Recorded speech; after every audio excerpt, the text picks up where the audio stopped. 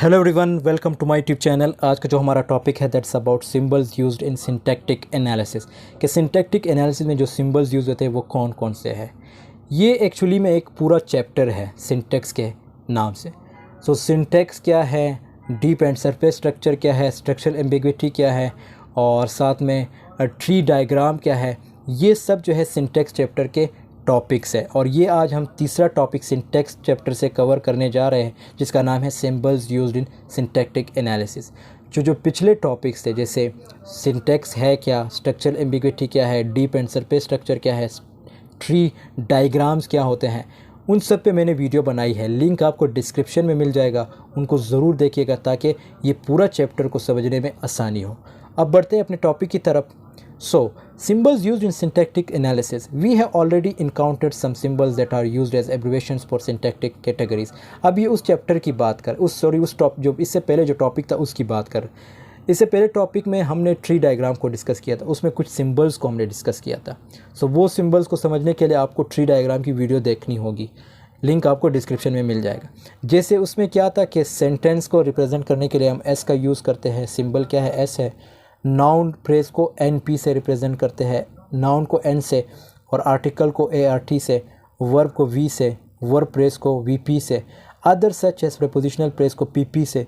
Seam fairly transparent. There are 3 more syllables that are commonly. अब यहाँ पे 3 और सिलेबल्स की बात कर रहे हैं। The first is in the form of an arrow. अब यहाँ पे ये एक एरो की बात हो रही है। तो एरो का क्या मतलब, it can be interpreted as consists of. Arrow का मतलब है कंसिस्ट ऑफ और rewrites as. It is typically used in the following type of rule, like noun phrase consists of article and noun। जैसे यहाँ पे एक एग्जांपल है, noun phrase consists of या rewrites as article and noun। This is simply a shortened way of saying that a noun phrase such as the dog consists of rewrites as and an article and the end a noun like dog। So the second syllable. अब second syllable की बात करते हैं।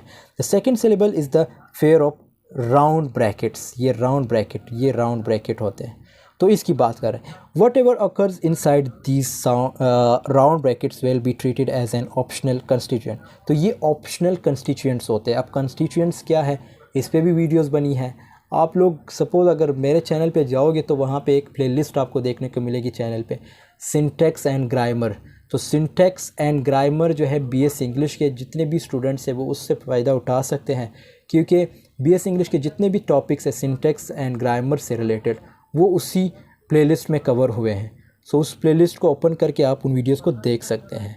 तो यहाँ पे optional ये constituent होते हैं। For example, we can describe something as the dog और the small dog. We can say that both the dog and the small dog are examples of the category noun phrase. So when we want to use a noun phrase in English, we can include an adjective। तो हम adjective का use करते हैं, such as small। अब small क्या है, obviously एक adjective है, but we don't have to, it's an optional constituent। लेकिन ये एक optional constituent होता है, मतलब आपकी मर्ज़ी है, आप इसे यूज़ कर सकते हो या ना करो। Is a grammatically well formed noun phrase. We can, लेकिन अगर आप इसे यूज़ करोगे तो ऑब्वियसली एक वेल फॉर्म्ड नाउन फ्रेज बन जाएगी।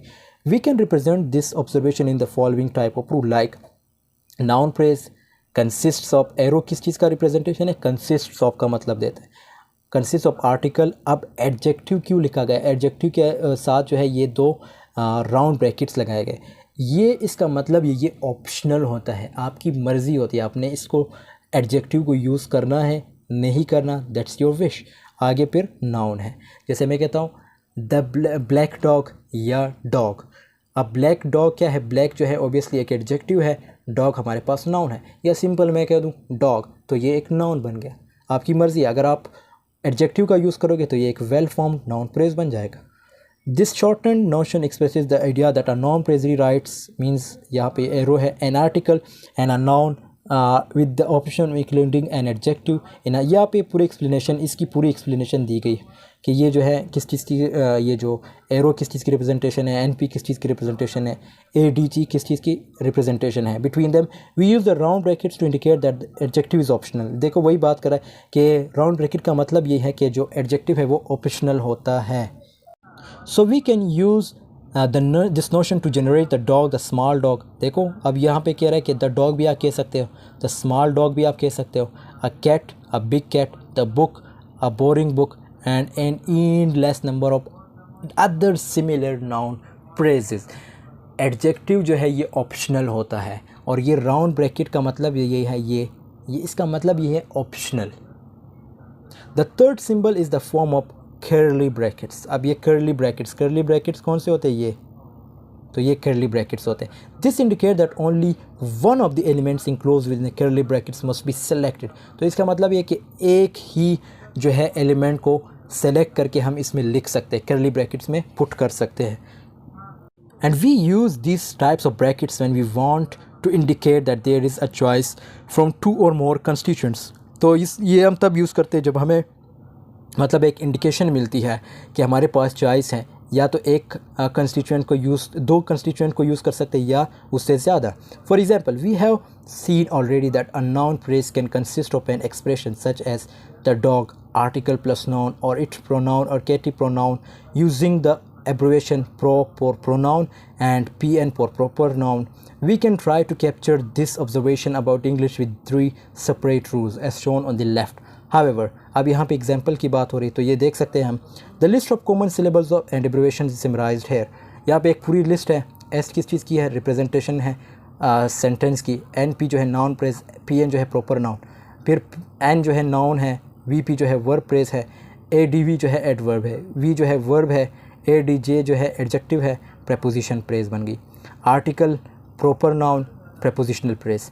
ये जो स्टार है ये अनग्रामेटिकल सेंटेंस को, इसको हम एस्ट्रिस्क कहते हैं, एस्ट्रिस्क कहते हैं। तो ये किस चीज़ की रिप्रेजेंटेशन है? अनग्रामेटिकल सेंटेंस, मतलब जब आप एग्री नहीं करते तब हम ये यूज़ करते हैं। इसी तरह जो एरो हैं ये कंसिस्ट ऑफ या रीराइट्स एज, और ये ऑप्शनल कंस्टिट्यूएंट, ये जो सर्कल्स हैं ये ऑप्शनल कंस्टिट्यूएंट, आपकी मर्ज़ी होती है आपने एडजेक्टिव को लगाना है या किसी भी चीज़ को लगाना है या नहीं। इसी तरह जो कर्ली ब्रैकेट्स होते हैं, एंड वन और only one of these constituents must be selected, कि आप किसी को भी सेलेक्ट कर सकते हो। So this was all about today's. I hope this video has been helpful for you. Video पसंद आई तो ज़रूर लाइक कमेंट शेयर कीजिएगा। आपके लाइक कमेंट शेयर करने से एक मोटिवेशन मिलती है। मिलते हैं नेक्स्ट वीडियो में, तब तक के लिए अल्लाह हाफिज़, टेक केयर ऑफ़ योरसेल्फ।